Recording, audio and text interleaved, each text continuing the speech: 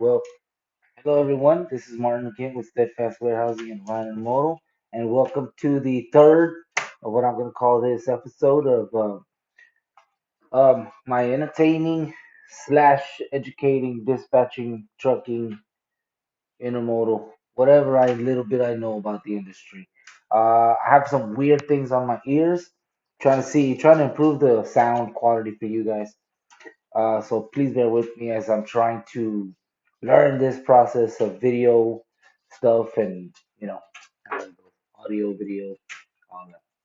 So what I want to talk to everyone about today is what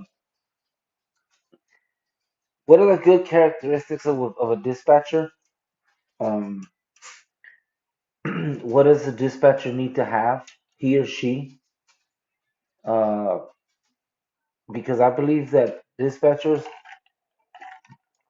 um, they're not taught in school. I mean, that's not a curriculum that you could take at, high school or in college or anything like that. So, um, I feel that if the transportation industry is a vital, ingredient to our economy, and the dispatcher is a key ingredient to a trucking company, and everyone knows that, you know, why is that not taught in school? You know, to be honest with you, I don't know. I don't think that's a curriculum you can really take at school. I think it's more of a hands-on thing. Um, and so you can't. There's logistics classes and stuff. I mean, I've seen them. I've heard about them. To be truthful, nothing compares to knowing what drivers go through on a day-to-day basis. You can know, you can learn, you can have all the knowledge you want, but nothing compares to the actual driver aspect of this industry. Um, if you don't know that side of it, if you don't understand it or try to understand it, it's it'll be a difficult time for dispatchers to have.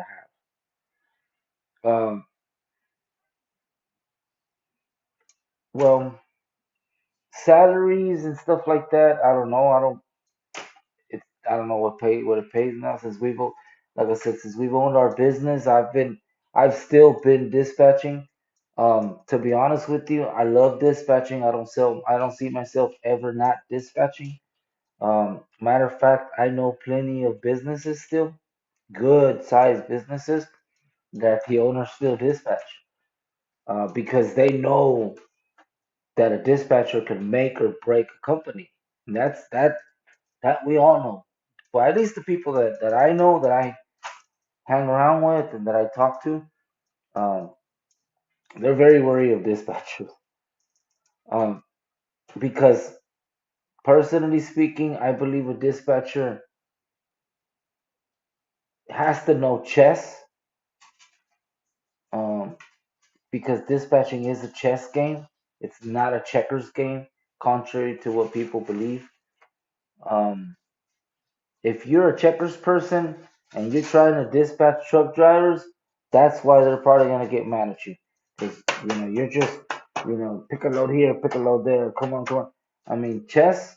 It's more a strategic thing. It's more of a you think ahead thing. You plan your moves, in advance. It's more. It's a little bit more complicated, I believe, than checkers.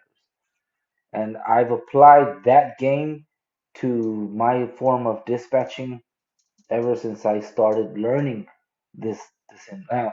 I didn't know how to dispatch at the beginning when I first started. Like I said, I've been doing this for a while, so I know that I made a lot of mistakes early on in my career.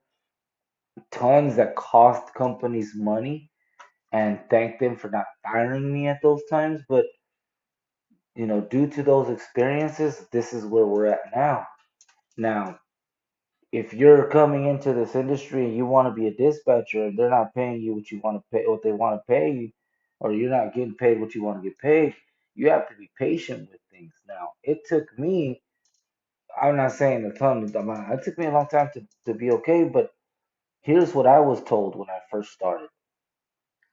I was working in a warehouse and shipping and receiving first. Before I even started in dispatching trucks, I'd started in the shipping and receiving warehouse. I did that for about 2 years, a year and a half. Um, excuse me. And then after that, they moved me into the transportation department right there. Now, the raise wasn't even a raise. And actually, I was gonna lose money because I was losing hours. I was losing. I really was losing. I was not losing, but I was getting less pay. Little did I understand. Little did I know that the guy that was talking to me, he was right. He told me, Martin, he's like, I got a question for you.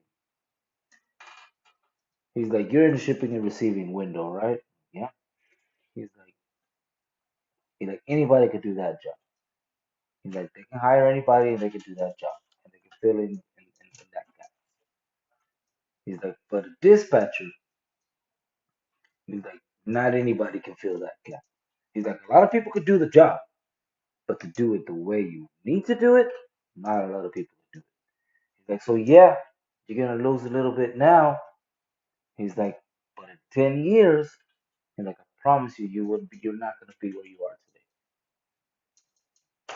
And I followed that man's advice, and it was the best advice anybody's ever given, um, because that's where I am today. So that's the dispatchers. Um, your hours as a dispatcher, if you're truly committed to this, you don't think about that. That's here here and there. To be honest with you, I cannot remember my phone not ever not ringing and me not fixing that problem, whether I was on vacation or not. And this is as an employee, and even more so now as a business owner. If you're a dispatcher and you want to work 9 to 5, 8 to 5, you're very wrong. And here's another one. My old boss, the person who taught me how to truly dispatch, man, if I was late 5 minutes, he sent me home for the day. Straight up, hardcore. And now I thank him for that because it set discipline. I was always late. That's still my thing because whatever, yeah, but I know that I put 1,000% of effort when I'm here and when I'm there to dispatching. And I don't like to fail because I know that drivers and families depend on us. That's how I see the hours. Because you're dispatching the driver. Let's just say, for instance, as a dispatcher, you're dispatching the driver to go out of town to Oklahoma, you know, on Monday. He's leaving Sunday most likely. So you mean to tell me that he has to work, but you don't? If he breaks down or something he needs to some help with, you can't help him. And he's working for you, making you some money. You can help. It'll take you 5, 10 minutes. Um, do the 2 a.m. calls suck? Yep, I get it. But that's when we do our pre-checks and our post-trips. Our pre-trip and post-trip, sorry, to avoid those 2 a.m. calls. That's another story. Um, why do they have those hours? Because drivers still have those hours. Drivers work all hours of the week. That's why we have those hours. And dispatchers think that just because we're at home, we don't work. No, drivers think that because we're at home as dispatchers, we don't work. No, yes, we do. A lot of dispatchers leave things on purpose, unfortunately, on till Saturdays, because that's the only time that they have to catch up.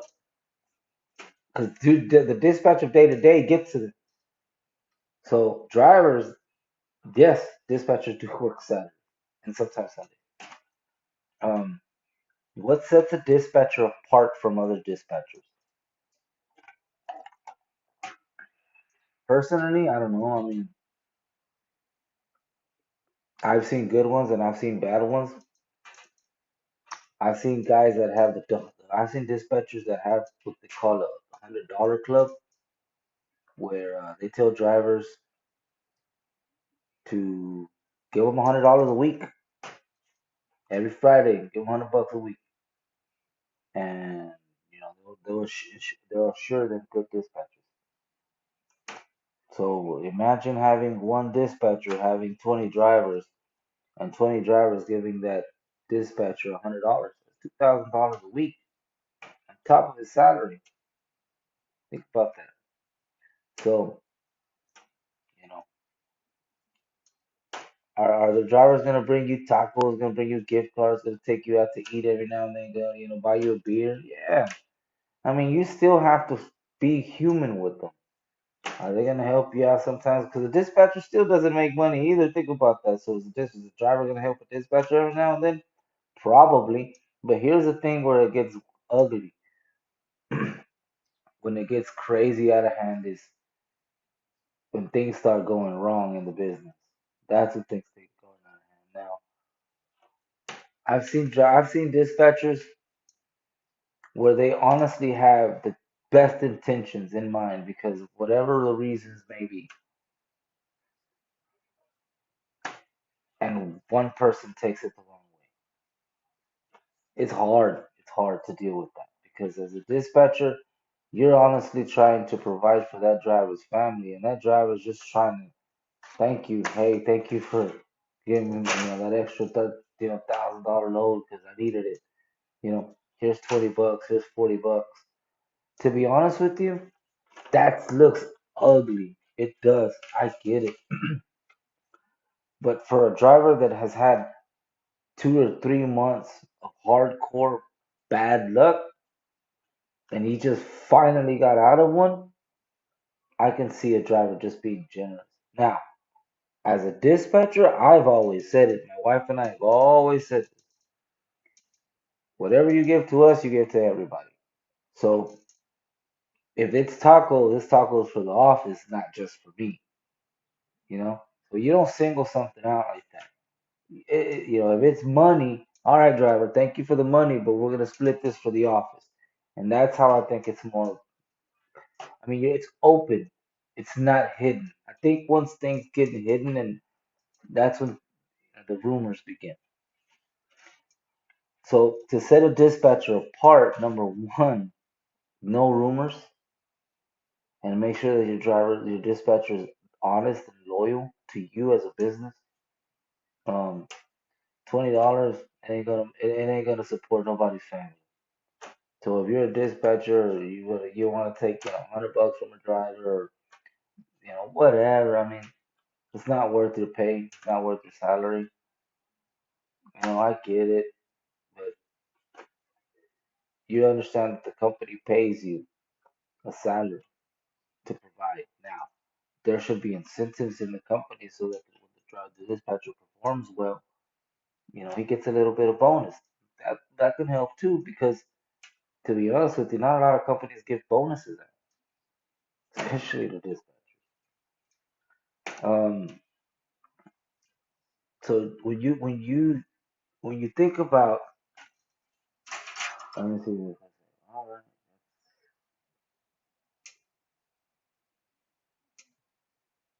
When you think about when you think about dispatchers and drivers and how dispatchers should be, number one, don't worry about dress code. Honestly, to those companies who worry about dress code on a dispatcher, let me tell you one thing about that. I passed on a job a long time ago in a big company when they were not so big, a long time ago, because they wanted me to tuck in my shirt. Now I can respect that. I was 20 something years old. I didn't understand it then. Now I can. So my naiveness at the time, yeah. But now I still look back at that, and it's a key moment, I believe, because maybe had I taken that job, I wouldn't have learned what I learned. But I feel like they missed out on something personally. But because I know what I bring to the table. But I also know that they didn't need me either because they're big. So it's not like I was gonna be the savior of anything. So as a dispatcher, you should know that you're not. you know, indispensable and that other people can't step into your shoes? Do they? Probably not. Can they? Yeah. It just takes a lot of give a shit. As a dispatcher, you gotta give a shit about people, about customers, about families, about your employer, your business, the person who provides for you, who gives you your paycheck. You know, dispatchers are hard to find, but it's a chess game. So I would say to every company out there, if you're potentially hiring a dispatcher, whether it's a driver, because drivers make good dispatchers, by the way. You just have to find a tech savvy driver, and anybody ask if they know how to play chess. I think that's a good question to ask in an interview for a dispatcher position because it's a chess game. So thank you guys for listening. This is Martin with Steadfast and Orion. I'll be making more of these, and I've been dormant for a while, but here we go. Thank you guys. I appreciate it. No editing, by the way.